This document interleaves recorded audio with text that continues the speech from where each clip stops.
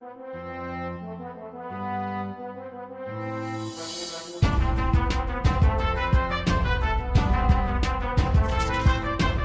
यो WhatsApp guys, क्या हाल चाल है। मेरा नाम है मैगुमी, आप देख रहे हैं मैगुमी सामा। इस वीडियो में आपका बहुत बहुत स्वागत है। आज की इस वाली वीडियो में मैं एक्सप्लेन करने जा रहा हूँ सोलो लेवलिंग का 12th एपिसोड की स्टार्टिंग में हमको दिखाया जाता है कि सॉन्ग जिनवू चारों तरफ से आर्मर बीस्ट से घिरा होता है। वो बोलता है कि मैंने अपना टेलीपोर्टेशन स्टोन गवा दिया है, मेरे पास इतना टाइम नहीं है कि मैं अब उसको ढूंढूं, अब मैं इनको मारकर ही सर्वाइव कर सकता हूँ। फिर सॉन्ग जिनवू उनके ऊपर अटैक कर देता है। वो आर्मर बीस्ट को मार रहा होता है और बोलता है कि मैं अपनी मर्डर स्किल और स्टेल्थ स्किल यूज नहीं कर सकता, पर लेकिन इसका मतलब ये नहीं कि मैं अभी गिव अप कर दूंगा। फिर सॉन्ग जिनवू उनको फिर से मारना शुरू कर देता है और बोलता है कि मैं सबसे नीचे था, मैं सबसे बेहतर जानता हूँ कि ये कैसी फीलिंग होती है, पर लेकिन मैंने कभी गिव अप नहीं किया। फिर उसका हाथ बहुत ज्यादा डैमेज हो जाता है और उसकी आंखें बंद होने लग जाती हैं। फिर तभी उसको एक आवाज आती है जो कि किम और उसके साथी की होती है। वो लोग बोल रहे होते हैं कि इसका निकनेम में वीकेस्ट हंटर है। तभी उसके ऊपर कोई एक बीस्ट अटैक कर देता है। उसको एक और आवाज आती है जो कि बोल रहा होता है कि जैसे कि इसको तो ई रैंक गेट ने ही हॉस्पिटल में पहुंचा दिया था,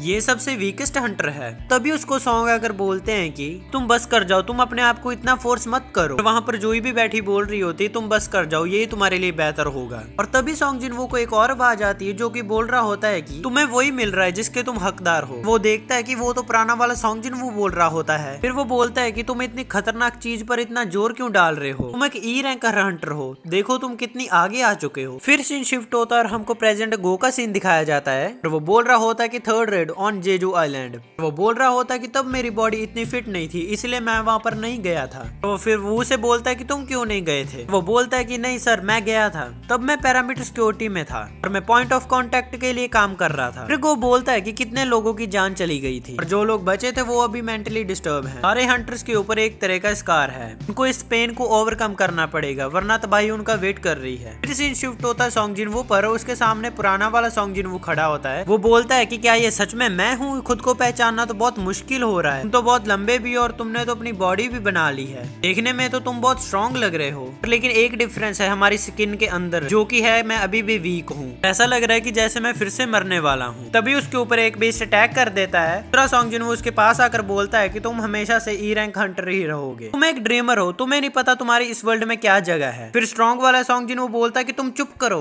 तभी उसके ऊपर एक बीस्ट अटैक कर देता पर लेकिन सॉन्ग जिनवू डॉज कर जाता है। लेकिन तभी एक बीस्ट सॉन्ग जिनवू को पकड़कर उसको बहुत जोर से नीचे मारता है। वो बहुत डैमेज हो जाता है कि तो आंखें भी बंद होने लग जाती हैं। तभी कमजोर सॉन्ग जिनवू उसको बोलता है कि तुम तो बोल रहे थे कि तुम रेडी हो, पर लेकिन तुम अभी भी रेडी नहीं हो, तुम अब इसका भुगतान करोगे, तुमने तो अपने आप को ही मरवा दिया। तभी सॉन्ग जिनवू सोचने लग जाता है कि ये तो बिल्कुल पहले जैसा ही है जैसा मैंने डबल डंजन में फील किया था। तभी उसके सामने उसकी डेली क्विस्ट वाली स्क्रीन आ जाती है क्योंकि उसको डेली क्विस्ट करने के लिए बता रही होती है। लेकिन तभी टाइमर खत्म हो जाता है। अब सॉन्ग जिनवू को पेनल्टी जोन में जाना पड़ेगा। वीक वाला सॉन्ग जिनवू बोलता है कि मुझे लगता है कि वो लोग चाहते हैं कि तुम अभी ना मरो, चलो ठीक है नेक्स्ट टाइम मिलेंगे। बीस्ट सॉन्ग जिनवू के ऊपर अटैक करने ही वाला था, पर लेकिन तभी वो पेनल्टी जोन में आ जाता है। सॉन्ग जिनवू बोलता है ये तो पेनल्टी जोन है। फिर सॉन्ग जिनवू को याद आता है कि हाँ उसने तो अपने डेली क्विस्ट किए ही नहीं थे। सॉन्ग जिनवू बोलता है ये तो बहुत बढ़िया टाइमिंग थी, पेनल्टी जोन ने मुझे बचा लिया, या तो वो क्विस्ट बहुत ज्यादा हार्ड थी या फिर सिस्टम चाहता था कि मैं अभी ना मरूं। फिर वो एक पोशन खरीदता है और अपनी थकावट को दूर कर लेता है। वो बोलता है कि मैंने अपनी थकावट को 90 से ऊपर कभी नहीं देखा है। फिर सॉन्ग जिनवू को पता चलता है कि वो सीरियसली इंजर्ड होता है तो उसके ऊपर पोशन काम नहीं करेंगे एचपी बढ़ाने के लिए। सॉन्ग जिनवू बोलता है कि इसका मतलब मुझे वेट करना पड़ेगा नेचुरली हील होने के लिए, या फिर मेरे को लेवल अप करना पड़ेगा एचपी रिस्टोर करने के लिए। फिर हम देखते हैं कि उसके सामने सेंट्रीपिड मॉन्स्टर आ जाते हैं। फिर जिनवू के सामने एक 4 घंटे का टाइमर शुरू होता है और वो याद करता है कि वीक वाले जिनवू ने कहा था कि हम फिर से मिलेंगे, फिर मैं जिंदा रहा तो मैं फिर से मिलूंगा उससे। फिर वो सेंट्रीपिड मॉन्स्टर के ऊपर अटैक कर देता है, बोलता है कि ये चीज मुझे और भी स्ट्रॉन्ग बनाएगी। फिर हमको सॉन्ग जिनवू की बहन जीना का सीन दिखाया जाता है क्योंकि बोल रही होती है कि सॉन्ग जिनवू अभी तक आया नहीं है, क्या उसकी गर्लफ्रेंड बन चुकी है। फिर वो बोलती है कि नहीं ऐसा नहीं हो सकता है। वो बोलती है कि मैंने उसको बताया था कि मेरे स्कूल में गार्डियन टीचर मीटिंग है, क्या वो आ पाएगा। फिर सीन शिफ्ट होता है सॉन्ग जिनवू के ऊपर, उसने सभी सेंट्रीपिड मॉन्स्टर को मार दिया होता है। वो नीचे बैठा होता है और वो बोलता है कि इनको मारकर मैंने अपना लेवल भी अपग्रेड कर लिया और मैंने अपनी एचपी भी बढ़ा ली है। वो देखता है कि उसके पास अभी 10 मिनट पड़े हैं।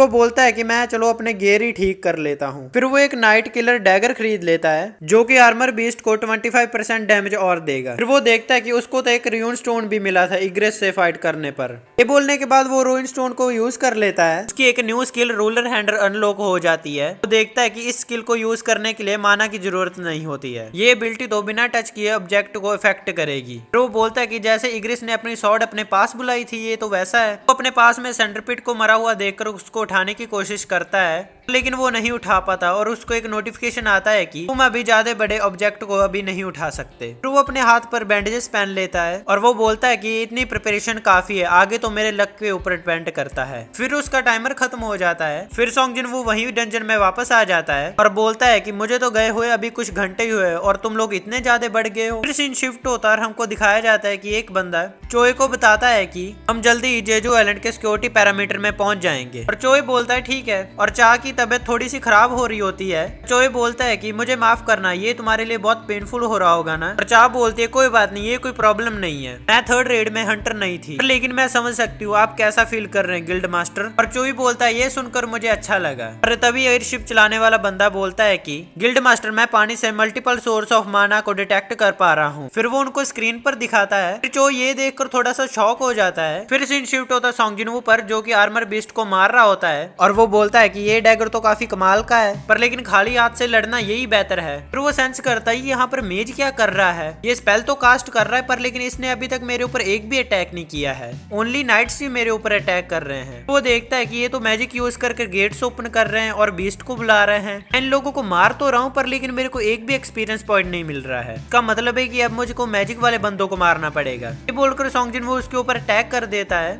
ये बोलकर सॉन्गजिन वो जंप करता है, अपना डैगर फेंक कर उसके ऊपर उसके चेस्ट के आर पार ही कर देता है। कुछ आर्मर बीस्ट भी अपने आप ही मर जाते हैं और सॉन्गजिन वो बोलता है कि मैं सही हूँ, मुझे पहले मैजिक वाले बंदों को मारना पड़ेगा। फिर वो स्टेल्थ स्किल यूज करता है और अपना न्यू स्किल यूज करके अपने पास अपना डैगर बुला लेता है। वो बोलता है कि अभी 4 मैजिक बीस्ट और बचे हैं। वो आर्मर बीस्ट को मार मार कर एक ढेर बना देता है उनका। तभी वो एक मैजिक बीस्ट को स्पॉट कर लेता है। वो अपनी न्यू स्किलर रूलर हैंड को यूज करके मैजिक बीस्ट को अपने पास बुलाकर उसको डैगर मार देता है और बोलता है कि अभी 3 और बच गए हैं। वो 3 मैजिक बीस्ट मैजिक यूज करके आर्मर बीस्ट से बहुत बड़ा गोलम बना लेते हैं। वो गोलम सॉन्गजिन वो के ऊपर अटैक कर देता है पर लेकिन सॉन्गजिन वो उसको डॉज कर लेता है बहुत मुश्किल से। फिर सॉन्गजिन वो उस गोलम के सर के ऊपर पैर रख के एक झूमर पर चला जाता है और वहां पर जाकर उस झूमर को वो तोड़ देता है और वो झूमर गोलम के सर के ऊपर लगता है। सॉन्गजिन वो बोलता है कि इन नाइट्स को लगा था कि एक सिंगल स्ट्रॉन्गर एनिमी इन नाइट्स से बेहतर होगा पर लेकिन अब नाइट्स बहुत कम हो चुके हैं इसलिए मेजिस को ढूंढना बहुत आसान होगा।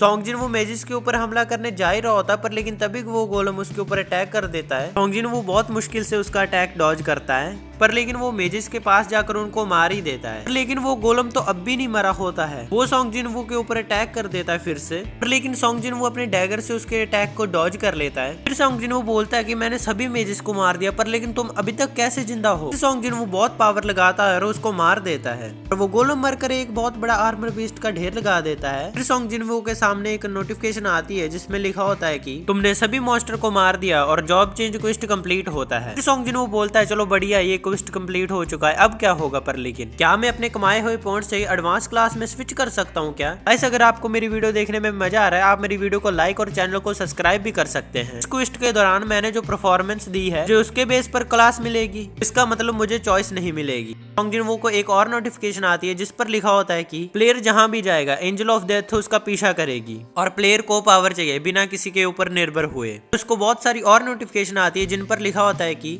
शैडो आर्मी जो गोस्ट को समन करेगी उनको प्लेयर्स के ऑर्डर्स को मानना पड़ेगा। शैडो आर्मी प्लेयर के लिए रास्ता बनाएगी। और सॉन्गजिन वो बोलता है क्या शैडो आर्मी। सॉन्गजिन वो देखता है कि उसकी अब जॉब होती है नेक्रोमकार। फिर सॉन्गजिन वो बोलता है कि मैंने अपनी इंटेलेक्ट स्किल में कुछ भी नहीं अभी डाला है, मुझे ये क्वेस्ट कैसे मिल सकता है। नेक्रोमकार तो यूजुअली मैजिक बीस्ट होते हैं जो कि मॉन्स्टर्स को समन करते हैं सर्वेंट के तौर पर। सॉन्गजिन वो बोलता है कि मेरी स्किल तो असैसिन है, मेरी स्किल तो मेरी ताकत है, मैं तो उसके हिसाब से ही फिट हूँ। अगर मैं नेक्रोमकार बना तो वो सारी चीजें मेरी वेस्ट हो जाएंगी। फिर सॉन्गजिन वो देखता है कि वो इस जॉब को रिजेक्ट भी कर सकता है और एक्सेप्ट भी कर सकता है। सॉन्गजिन वो सोचता है कि अगर मैं नेक्रोमकार बना तो उसके बेनिफिट्स बहुत कम है। फिर वो उस जॉब को रिजेक्ट कर देता है और फिर नोटिफिकेशन में लिखा आता है कि नेक्रोमकार एक हिडन क्लास है, क्या तुम इसको सच में रिजेक्ट करना चाहते हो। फिर सॉन्ग जिनवू सोच में पड़ जाता है और सोचता है कि क्या इस जॉब में सच में कोई स्पेशल पावर है, काश मेरे पास कोई एग्जाम्पल होता नेक्रोमकार के लिए। वो सामने पड़े हुए नट्स को देखकर कहता है समनिंग मैजिक, हाँ ये मैजिक बीस्ट भी तो समनिंग मैजिक यूज कर रहे थे, यानी कि ये एक दूसरे को कमांड कर रहे थे, ये तो बिल्कुल नेक्रोमकार के जैसी है पावर। फिर यही नहीं, मुझे मेरी पास्ट वाली बैटल को लड़कर ऐसा लग रहा था कि जैसे मैं अपनी 5 वाली बैटल्स को याद कर रहा हूँ। ये कहा गया था कि ये एक जॉब चेंज क्विस्ट है, क्या ये पहले से ही अरेंज था, क्या ये सब कुछ सिस्टम कर रहा है, ये तो बहुत इंटरेस्टिंग है। मेजिस वैसे तो बहुत ज्यादा स्ट्रॉन्ग नहीं थे, पर लेकिन मैं हूँ, और वैसे भी ऐसा कोई रूल नहीं है जो कि नेक्रोमकार होते हैं, वो फ्रंट लाइन में लड़ नहीं सकते हैं और क्लासिक स्टार्ट की तरह काम करते हैं, तो इसका मतलब लेवल अप करने से मेरा भी लेवल अप होगा, तो ये चीजें सेंस तो बना रही है। रिजल्ट के तौर पर ये शैडो आर्मी भी बहुत पावरफुल बनेगी, इसका मतलब मैं और ज्यादा अकेले लेवल अप नहीं करूंगा। फिर सॉन्ग जिनवू ये जॉब को एक्सेप्ट कर लेता है। अगले सीन में वो प्रेजेंट गो को बताता है कि वो लोग अब तक तो जेजू आइलैंड पर पहुंच चुके होंगे क्योंकि शाम हो चुकी है। प्रेजेंट गो बोलते हैं वो को कि मुझे माफ करना, मैं तुमको इतनी लेट तक रख रहा हूँ, अब तक तुम यहाँ पर हो, क्या तुम मेरी थोड़ी देर बातें सुनोगे। के बाद हमको सॉन्ग जिनवू का सीन दिखाया जाता है। नोटिफिकेशन उसको बोलती है कि हमारी एडवांस पॉइंट के अकॉर्डिंग तुम हायर क्लास में प्रोग्रेस कर रहे हो और बोनस पॉइंट भी अवार्ड होंगे। अभी सॉन्ग जिनवू के आसपास कुछ होने लगता है। जब वो कंप्लीट हो जाती है, देखता है कि उसके ऊपर तो एक अलग सा ही ऑरा आ चुका है। तो वो नोटिफिकेशन पर देखता है कि उसकी जॉब तो नेक्रोमकार से शैडो मोनार हो चुकी है।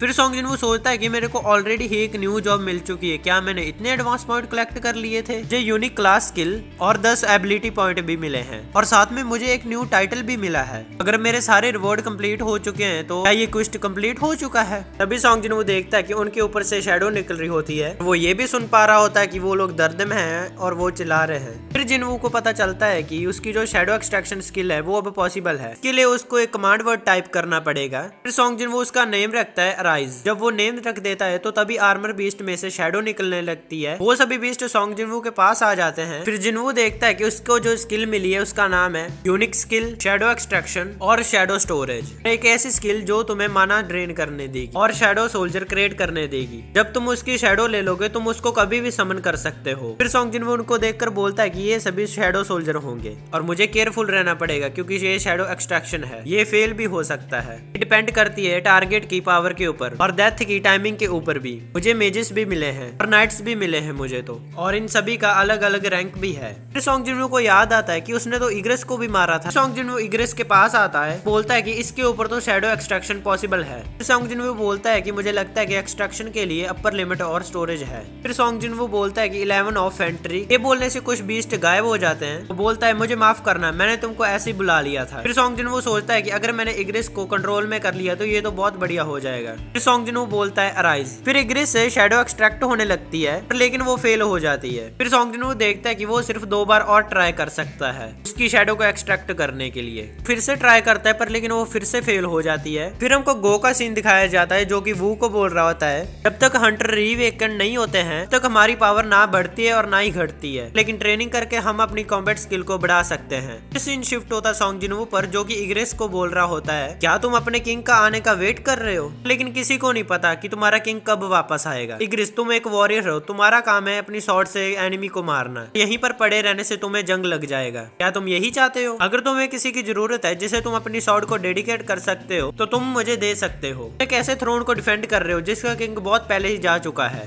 तुम्हारे सामने मैं खड़ा हूँ, तुम मुझे दे दो। ये बोलने के बाद फिर सॉन्ग जिनवू बोलता है अराइज। इस बार इग्रेस की शैडो एक्सट्रैक्शन कंप्लीट हो जाती है। फिर हमको गो का सीन दिखाया जाता है। वो उसे बोल रहा होता है कि इसीलिए ओकेजनली एनविजन करना चाहता हूँ इसके बारे में कि हर दिन एक नई अवेकनिंग होती है, पर लेकिन एक दिन एक ऐसा पर्सन आएगा जो कि हमारी एक्सपेक्टेशन को डिफाइज करेगा, वो न्यू गाइडिंग लाइट बनेगा। ऐसा पर्सन कभी भी बॉर्न हो सकता है। दूसरी तरफ हम देखते हैं कि इग्रेस सॉन्ग जिनवू के कंट्रोल में आ चुका है। जिनवू से सिस्टम पूछता है कि तुम इसका क्या नाम रखना चाहोगे। सॉन्ग जिनवू बोलता है कि ये तो ऑब्वियस सी बात है, मैं इसका नाम इग्रेस ही रखूंगा। फिर हम देखते हैं कि इग्रेस और बाकी सारे नाइट सॉन्ग जिनवू के सामने बाउ करने लगते हैं। फिर सॉन्ग जिनवू खुश हो जाता है और बोलता है कि तुम सभी अब मेरे साथ हो। इस सीन में हम चोय को देखते हैं जो कि एक जगह पर रुके होते हैं और चोय एक चीज को देखकर बहुत हैरान हो रहा होता है। फिर चा चोय से पूछती है कि ये क्या है और चोय बोलता है कि मुझे नहीं पता, मैंने अपनी जिंदगी में ऐसा पहले कभी नहीं देखा, मुझे लगता है कि ये एंट मॉन्स्टर इन्वॉल्व कर रहे हैं। इसी के साथ हमारा ये एपिसोड फर्स्ट सीजन के साथ खत्म हो जाता है। आप चिंता मत करिए गाइस, आपको नेक्स्ट सीजन बहुत जल्दी देखने मिलेगा और आप मेरे को कमेंट सेक्शन में बता सकते हैं कि मैं नेक्स्ट एनिमे कौन सा एक्सप्लेन करूं। और एनिमे एक्सप्लेन देखने के लिए आप मेरे चैनल को सब्सक्राइब करिए। Thanks for watching.